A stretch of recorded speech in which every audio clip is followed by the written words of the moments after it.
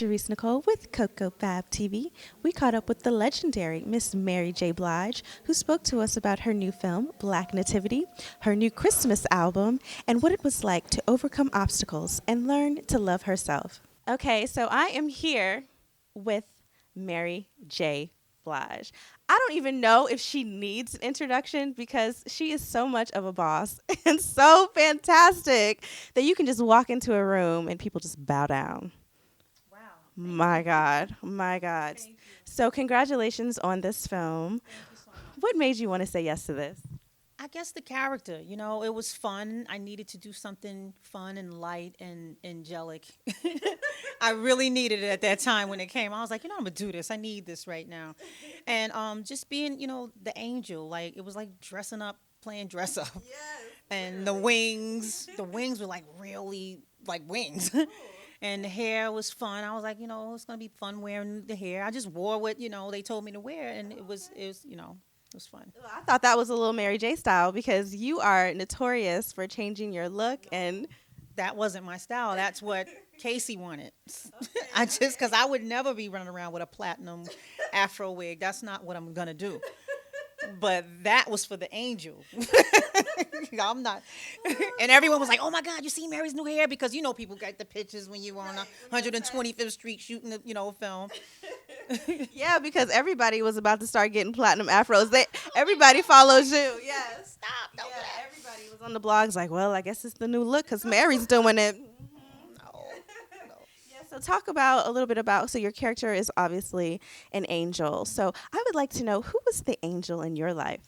I mean, there's so many angels in my life. I mean, my aunt Laura Bell, who's not with me anymore, ever since I was a baby, she encouraged me and made me feel special.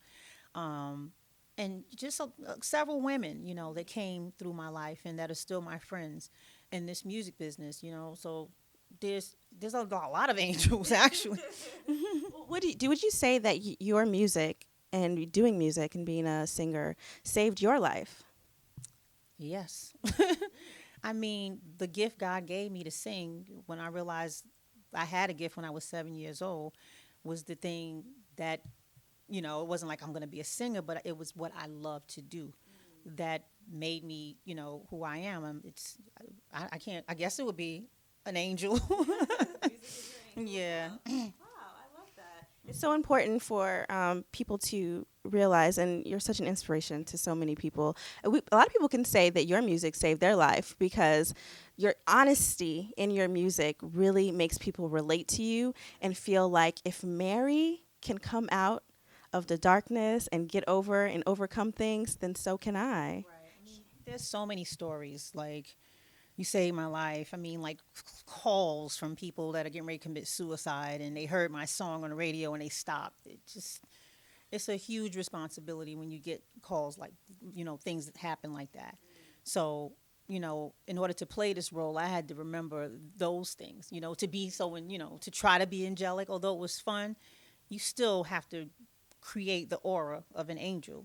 And so to remember those stories is what I had to put into the character, but real life is that's what I've been for so many people. And speaking of that, your honesty about, being an addict, overcoming that, and then, you were in a relationship with an addict who's actually still, struggling with that. And it's very hot topical right now that people are talking about, Chloe and Lamar, and should people stay together when you're with an addict? Do you help pull them out of that, or are you supposed to, let go of that? What do you think coming from that situation? Do you think that you hold on to somebody and you have to lift them up, or is it better to let go? I can't really comment on anybody else's life. Of course. But I'm going to say this. Two hurting people can't help each other. They cannot. So somebody, if you're an addict and he's an addict, and who's going to help? So somebody's got to step in or something's got to step in. I don't know, Yeah, because if you can't help me, then I'm the type of person, I'm bailing. Right. I'm bailing. God bless you. Somebody else got to help you. So, for real. Yeah. Two people hurt can't help each other. Oh, speaking of your music and how much you've inspired so many people by listening to your sound, I would love to know, what inspired you on this new album? The Christmas album, just my Christmas life, my Christmas memories as a child and even as an adult. Just how good it is now on Christmas, and how good it was even as a child in my neighborhood. That was the only time we had to feel really happy and to celebrate, and because we knew family was around, everyone was loving. It was just more love in the air. So that was the inspiration. And who asked me to do what made me do it? And David Foster asked to do Oh it. gosh. Well, then that's all she wrote. Yeah. Oh my God, if he asked you. What? Okay, growing up, so what was some of your favorite Christmas music to listen to? I used to listen to the music they played on the radio, and I was an old person then. So not Frank Sinatra's, Nat King Cole's a Christmas song, the Christmas song. That was my favorite. It just right now it just makes me feel so good. His voice, chestnuts roasting. It just made me want Like Velvet. It was yes. So that was, and they played it on the radio a lot. Yeah. Which they don't do anymore, but now they will if Mary J has a Christmas album. Well, yeah, my Christmas song is beautiful. Yeah. Thank you so much. Yes. I have to tell you from a personal experience, you are who I go to when I need to come out of something. You are who I go to when I need to feel good. I love that. I adore you. I tried to copy your style.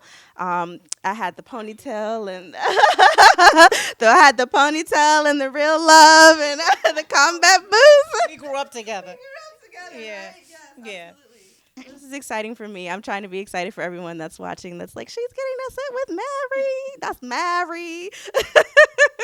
Absolutely. So we're so excited that you're doing a Christmas album. I think it's going to be a classic, just like Nat King Cole's is something that we'll be listening to for a very long time, as well as Black Nativity. I think it's going to be another classic that people are going to be watching for many years with their families. Yeah, I think so too. It is a classic already to me. I hope you don't have it yet, right? No, no. Well, well, Somebody on a corner in Brooklyn somewhere might have it, but I don't have it. well. When you get it, it's special. I didn't let us. I won't say I never, but I didn't let us down on the Christmas album because I don't want my fans to be like, what the hell, what is this? Now we got to get you on the soundtrack for Waiting XL 2 if it comes out. If they call, I'm there. There. Yes. That's a classic too. Not gonna cry. Ooh. Yeah. I'm not gonna cry. The story. Uh-oh. Is a story behind that I can't even do it. I won't. one? But we came through it. That's all that matters. We're here right now to tell the story. Absolutely. And before I let you go, my platform is Learning to Love Yourself. So I always love to talk about things that our insecurities and how we overcome and learn to love ourselves. So before you go, will you share with our audience one of your greatest insecurities coming up or even now, and how you learned to overcome that and learn to love you?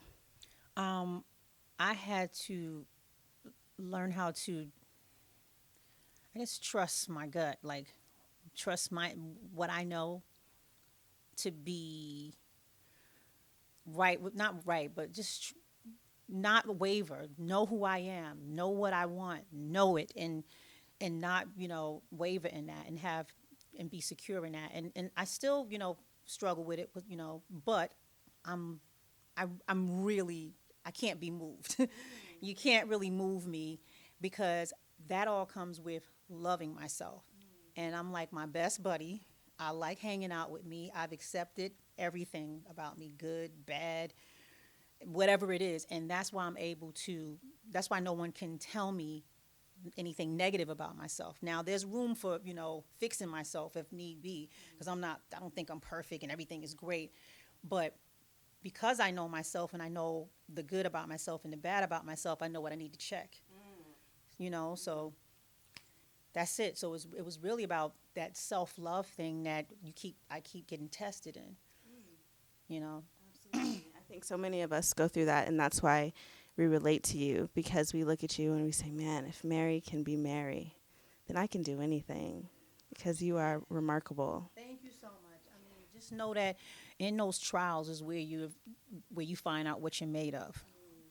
So if you said you love yourself, you're being tested in that trial. So, that's where you find out right there. There's no testimony without a test. Exactly. Right? Yes, absolutely. Well, thank you so much. Please go and see Black Nativity. Mary with her platinum afro. But don't go get the platinum afro. And make sure we got to plug the Christmas album. Ooh. All right now. You better be in the winter fur looking fly. With this, ooh, we got to get the back shot with the white dress on. You better work, Mary. Now I'm going to go get this look. I told you it was a Merry Christmas. I'm not going to do it any other way. You're going to love it, man. It's beautiful. Yes, is it in stores now? In stores right now, everywhere. Thank you so much, Mary. This was a pleasure and an honor Thank you. and too much fun. Thank you so much. Yay, Mary. Worry about if you feel it. Set to get together. I ain't go. You can finish it. I was waiting for you. I got excited. I won't change my life's just fine. What? Woo.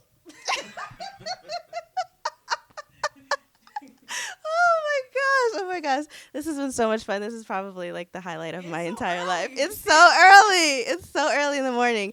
Everybody else is just going to be disappointed because we had too much fun in this interview. It's early, so that means hopefully, I hope and pray the rest of the day is not like, what? I woke you up, Mary. Hey, I'm Mary J. Blige, and you're watching Coco Fab TV.